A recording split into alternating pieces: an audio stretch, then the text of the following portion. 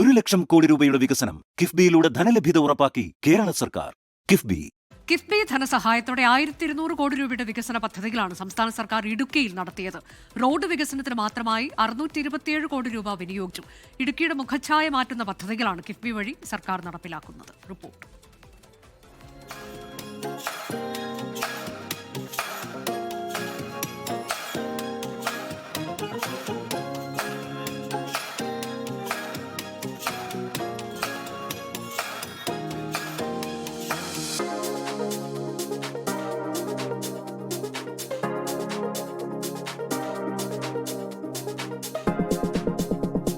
കുട്ടിക്കാനം മുതൽ കട്ടപ്പന വരെയുള്ള 40 കിലോമീറ്റർ ദൂരം അന്താരാഷ്ട്ര നിലവാരത്തിലാണ് കിഫ്ബിയുടെ സഹായത്തോടെ പണി പൂർത്തീകരിച്ചിട്ടുള്ളത്.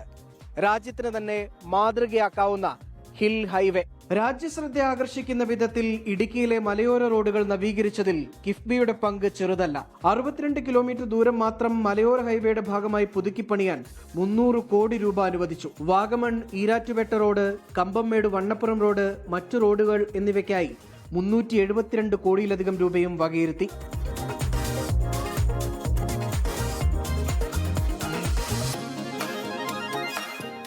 ഏറ്റവും പ്രധാനപ്പെട്ടത് റോഡ് നവീകരണ രംഗത്ത് ഏകദേശം 650 കോടി രൂപയിലേറെ ഇടുക്കിയുടെ പ്രധാനപ്പെട്ട റോഡുകൾ BMVC നിലവാരത്തിലേക്ക് കൊണ്ടുവരുന്നതിനായിട്ട് സാധിക്കത്തക്ക പ്രവർത്തികൾ പൂർത്തീകരിക്കുകയും നടന്നു വരികയും ചെയ്യുന്നു എന്നുള്ളതാണ് കാണാൻ കഴിയുന്ന ഒരു കാര്യം.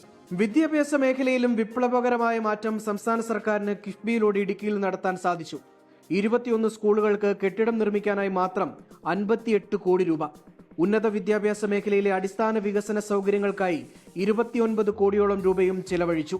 അതോടൊപ്പം സ്കൂളുകൾ നവീകരണ രംഗത്ത് ഏകദേശം 60 കോടി രൂപയോളം ഗവൺമെൻറ് സ്കൂളുകൾ നല്ല നിലയിൽ പ്രവർത്തിച്ചു പോകുന്നതിന് വേണ്ടിയിട്ടുള്ള സൗകര്യങ്ങൾ ചെയ്യാനായിട്ട് കഴിഞ്ഞു. ഗവൺമെൻറ് ആശുപത്രികൾ അതിൻ്റെ നവീകരണവുമായി ബന്ധപ്പെട്ട് മെഡിക്കൽ കോളേജ് വരെ എത്തി നിൽക്കുന്ന സ്ഥിതി എടുത്ത് പരിശോധിക്കുമ്പോൾ ഏകദേശം 105 കോടി രൂപയിലേറെ ഇടുക്കിയിൽ പ്രയോജനപ്പെടുത്താനായിട്ട് കഴിഞ്ഞു എന്നുള്ളതും കാണാൻ കഴിയുന്നുണ്ട്. നെടുങ്കണ്ടം, അടിമാലി, പീരുമേട് എന്നീ താലൂക്ക് ആശുപത്രികളുടെ വികസനത്തിനായി 105.4 കോടി രൂപയാണ് ഇതുവരെ അനുവദിച്ചത്. കായിക രംഗത്തെ മാറ്റത്തിനായി 42 കോടി രൂപ ചെലവിൽ 2 പുതിയ സ്റ്റേഡിയങ്ങൾ നിർമ്മിച്ചു.